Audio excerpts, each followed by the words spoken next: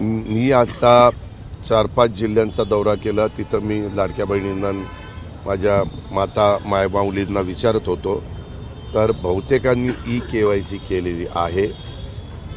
कुठंतरी हा जनतेचा पैसा आहे, सरकारचा पैसा आहे.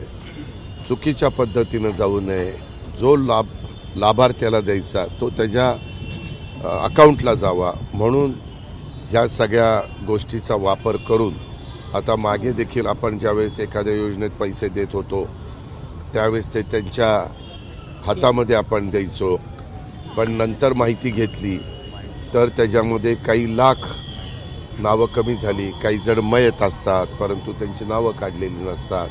अशा बऱ्याचशा गोष्टी आहेत आणि त्याकरता KYC सुरू केली. आपणच नाही, देशात सगळीकडे सुरू झालेली आहे.